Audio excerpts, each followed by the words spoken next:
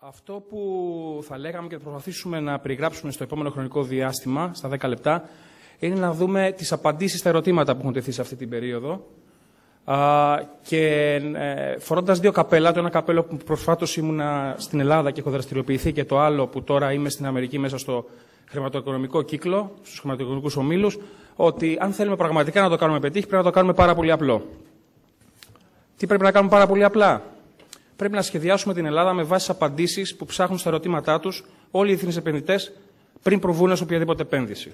Δεν είναι πολλά, για άλλους είναι 3, άλλους είναι 4. Για μας αυτό που έχουμε δει δηλαδή είναι 5 και 1 παράγοντες, οι οποίοι εξετάζονται πριν από την πραγματοποίηση οποιασδήποτε επένδυσης. Το μέγεθος αγοράς, πόσο εύκολα μπορεί να ρευστοποιήσει κάποιος την επένδυσή του, πόσο γρήγορα επιστρέφει η επένδυση, μπορεί να επιστρέψει. Επίσης, αν υπάρχει ασφάλεια στην επένδυση, ποιο ρίσκο παντρεύεται μαζί με την επένδυση του επενδυτής, και επίσης οι χρηματορροές που πλέον απασχολούν όλους τους σύγχρονους επενδυτές, οι χρηματορροές της επένδυσης.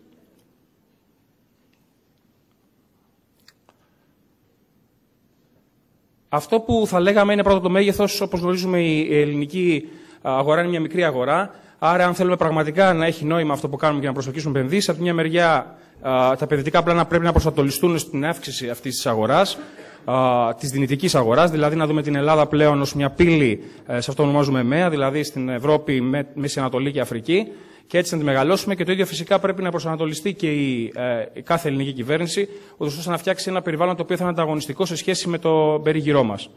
Το άλλο έχει να κάνει με την πολιτική σταθερότητα και μακροοικονομικούς δείκτες. Έχουν γίνει πάρα πολλές προσπάθειες, συνεχίζονται. Είναι ουσιαστικά αυτή η μεταβολή του country risk. Πάρα πολλά επενδυτικά πλάνα το προηγούμενο χρονικό διάστημα δεν εξετάστηκαν ποτέ, καθώς το ρίσκο της χώρας υπερεύαινε κατά πολύ το ρίσκο της επένδυσης. Όλα τα άλλα έχουν υποθεί από όλους τους προλαλήσαντες, αναφορικά με τους φόρους, με τις ασφαλιστικές εισφορές, με το τραπεζικό σύστημα, τις μεταφορές, είναι όλα αυτά που εξετάζονται. Επίσης, κάτι άλλο που εξετάζεται πλέον είναι το αν στην επένδυση στη χώρα στόχο που θα πραγματοποιηθεί, αν υπάρχουν ρίσκο από οργανωμένο έγκλημα, από τρομοκρατία, γεωπολιτικό ρίσκο, και επίσης το ρίσκο σχετικά με τα unions, την δύναμη έχουν, τους εργασιακούς νόμους, εργατικούς νόμους, την ταχύτητα απονομής δικαιοσύνης, και επίσης αυτό που συχαίνονται, χρησιμοποιώ σκόπιμα αυτή τη λέξη, οι επενδυτές, είναι τις εκπλήξεις κατά τη διάρκεια της χρονιάς. Δεν μπορεί κατά τη διάρκεια ενός έτους να αλλάζουν οι νομοθεσίες. Σε λίγο θα φτάσουμε και σε αναδρομική ισχύ. Τέλος πάντων, καταλαβαίνουμε τι θα γίνει. Τώρα, το τελευταίος παράγοντας που εξετάζουν όλοι οι σύγχρονοι επενδυτές είναι αυτός των χρηματορροών. Οι χρηματορροές δεν είναι τίποτα άλλο από τη διαφορά μεταξύ των assets που μπορείς να ρευστοποιήσεις και των υποχρεώσεων.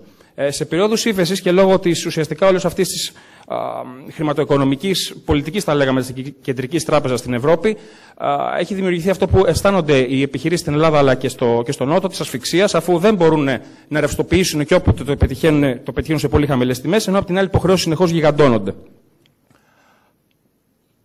Μάλιστα. Λοιπόν, φυσικά όλοι βλέπουν, ειδικά και στη Νέα Υόρκη, τα βήματα που έχουν γίνει. Έχουν γίνει πάρα πολλά βήματα αναφορικά με την πρόοδο. Είναι η πρώτη φορά, τα έχουν πει όλοι οι προηγούμενοι, που υπάρχει ουσιαστικά το πλεόνασμα, πολύ θετικό. Επίσης βλέπουν ότι η κυβέρνηση θέλει τις επενδύσεις. Γίνεται μια μεγάλη προσπάθεια να δημιουργηθεί ένα φιλοεπιχειρηματικό κλίμα, αλλά τι λείπει? Τι θα μπορούσαμε να πούμε? Ότι θα μπορούσαν με απλές κινήσεις να μπορέσουν να προσελκύσουν ακόμα περισσότερο τις επενδύσεις στην Ελλάδα. Κάποιες προτάσεις θα κάνουμε, γι' αυτό είμαστε εδώ, είμαστε άνθρωποι της αγοράς, πρέπει να λέμε συγκεκριμένα. Επιγραμματικά, αυτό που είναι, όπως είπε και ο κύριος Ισαΐας, αυτό που είναι πιο σημαντικό τελικά από το να είναι υψηλή φορολογία είναι να σταθερή. Η υψηλή φορολογία, αν υπάρχουν και παροχές, είναι ευπρόσδεκτη. Αυτό που πρέπει να δούμε είναι κατά πόσο θα μπορούσαν για κάποια χρόνια, για μια περίοδο 5 ετών, δεν μιλάμε για 10-15 έτη, να μπορούσαν να μείνουν σταθερές, να εγγυηθούν έστω και με ένα συμπλήν ποσοστό κάποιοι δείκτες, για να μπορέσουν να γίνουν προβλέψιμα τα επιχειρηματικά πλάνα. Επίσης, ένα άλλο μέτρο που θα μπορούσε να προσελκύσει επενδύσεις είναι για 2 χρόνια ή +3 ανάλογα με την επανεπένδυση να υπάρχει ουσιαστικά απαλλαγή από ασφαλιστικές εισφορές. Για όσοι θα βιαστούν να πούν ότι αυτό θα έχει ως αποτέλεσμα την απώλεια εσόδων για τα ασφαλιστικά ταμεία, θέλω να υπενθυμίσω ότι τώρα είναι 0. Η ανεργία είναι τεράστια, οπότε η μεταβολή από το 0 στο 0 δεν είναι μεταβολή. Όμως με το κίνητρο αυτό θα δοθούν θα δημιουργηθούν θέσεις, θα μπορέσουν να δημιουργηθούν θέσεις, με αποτέλεσμα τα έσοδα του κράτους από έμεσους και άμεσους φόρους, της αύξησης αγοραστικής δύναμης, που αυτά όλα είναι έσοδα για το ελληνικό κράτος, και το σημαντικότερο απ' όλα είναι, ειδικά στην ανεργία των νέων, να χτυπηθεί αυτό το φαινόμενο, γιατί η παραταμένη ανεργία αρχίζει και δημιουργεί θέματα, σπρώχνει αυτούς τους άνεργους σε όλα αυτά που βλέπουμε σε πολιτικά κόμματα που δεν ανήκουν πλέον στο συνταγματικό τόξο, με ό,τι συνεπάγεται αυτό για τη χώρα και για τις επενδύσεις της. Επίσης, είναι εδώ φυσικά και ο επίτιμος αντιπρόεδρος της Ευρωπαϊκής Τράπεζας Επενδύσεων. Θα λέγαμε ότι θα μπορούσε, από τη στιγμή που η Ευρωπαϊκή Κεντρική Τράπεζα δεν βλέπουμε ότι είναι διατεθειμένη ούτε τη ρευστότητα του ελληνικού τραπεζικού συστήματος να αυξήσει και σε καμία περίπτωση να πέσει το κόστος, διάφορες καινοτομίες που θα μπορούσαν να γίνουν διαπραγματεύσεις με την Ευρωπαϊκή Τράπεζα Επενδύσεων, ώστε να μειωθεί το ύψος των επενδύσεων που εξετάζουν. Νομίζω αυτή τη στιγμή εξετάζουν επενδύσεις πάνω από 25 εκατομμύρια.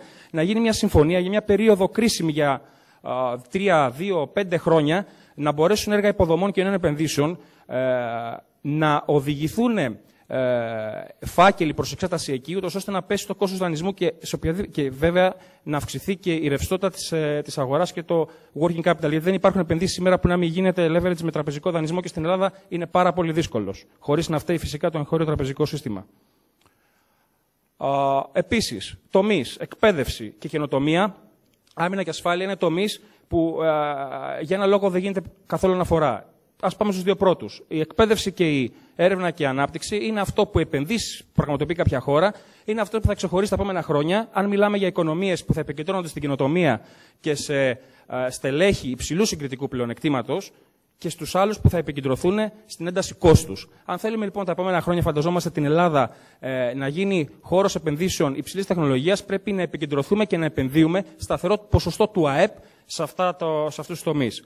Επίσης, η ασφάλεια, το security. Διάφοροι, όπως είδαμε, ένας από τους παράγοντες οι οποίοι εξετάζονται είναι και αυτός της ασφάλειας, όπως απέναντι σε τρομοκρατικές ενέργειες, απέναντι στη λαθρομετανάστευση, δηλαδή να μπορείς να φυλάς το σπίτι σου, όπως κάνει ο καθένας στο σπίτι του. Πλέον μεγάλο ρόλο και σε παράγοντα αναδεικνύεται και η άμυνα, γιατί είμαστε σε μια περιοχή όπου δεν είναι δεδομένη η ηρεμία, δεν είναι δεδομένη η ειρήνη, βλέπουμε τι γίνεται τριγύρω, και αν αναλογιστούμε και τα συμφέροντα τα οποία τα οικονομικά την επόμενη δεκαετία εξελίσσονται στη γειτονιά μας, τότε και αυτό όλα μαζί πρέπει να οδηγήσουν το πολιτικό σύστημα σε μια νέα συμφωνία, όπου ένα σταθερό ποσό του ΑΕΠ θα πρέπει να κατευθύνεται για επενδύσεις σε αυτούς τους 4 τομείς, και όχι αυτοί οι τομείς να είναι πεδίο πολιτικής αντιπαράθεσης, με τελικά η θυσία να είναι το επίπεδο ασφάλειας του ελληνικού κράτους. Από εκεί και πέρα, αν αυτό το ποσό του ΕΠ δεν είναι ικανό και αναγκαίο, υπάρχουν σύγχρονα χρηματοοικονομικά εργαλεία και ο ιδιωτικός τομέας μπορεί να συνεισφέρει μέσα από αυτό, μέσα από καινούργιες επενδύσεις και δημιουργία θέσεων εργασίας. Λοιπόν, ένα άλλο σημαντικό παράγοντα είναι ότι πρέπει να αποσυνδεθεί ουσιαστικά η εργατική νομοθεσία από τα δικαστήρια. Δεν μπορεί το διευθυντικό δικαίωμα να έχει παραχωρηθεί σε δικαστές οι οποίοι μπορούν να κρίνουν διευθυντικές αποφάσεις, και μόνο εκεί επικεντρώνομαι. Δεν μιλάω για άλλα δικήματα.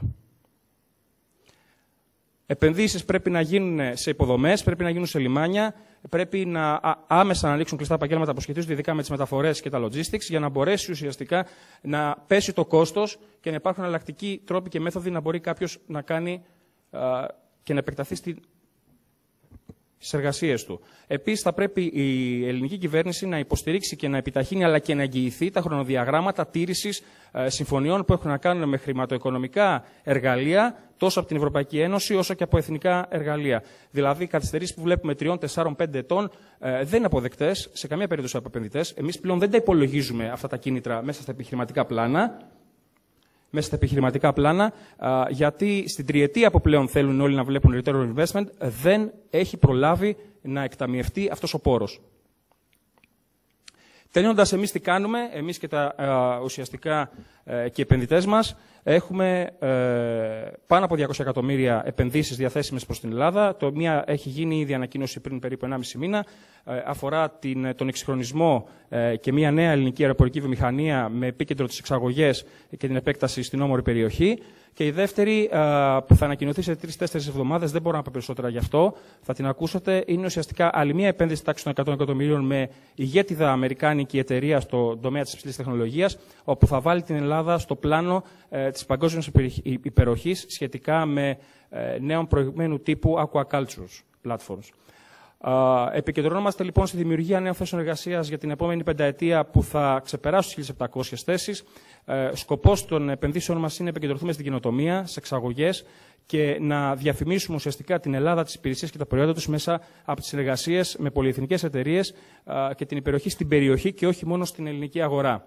Αυτό που θα λέγαμε τέλος, δανειζόμενοι το μότο μιας άλλης αμερικάνικης εταιρείας, είναι ότι οι συνθήκες είναι περισσότερο ήρεμες παραποτέ. Όπως είπε σωστά και ο κύριος Σαΐας, υπάρχουν στο Μανχάταν που το βλέπουμε, υπάρχει υπερπροσφορά κεφαλαίων σε σχέση με τα διαθέσιμα business plans. Η Ελλάδα είναι στόχος, λίγα πράγματα μένει να μείνουν και από εκεί και πέρα, αν υπάρξει τόλμη και γίνουν, δεν θα μιλάμε για Greek recovery, αλλά για Greek miracle. Σας ευχαριστώ πολύ.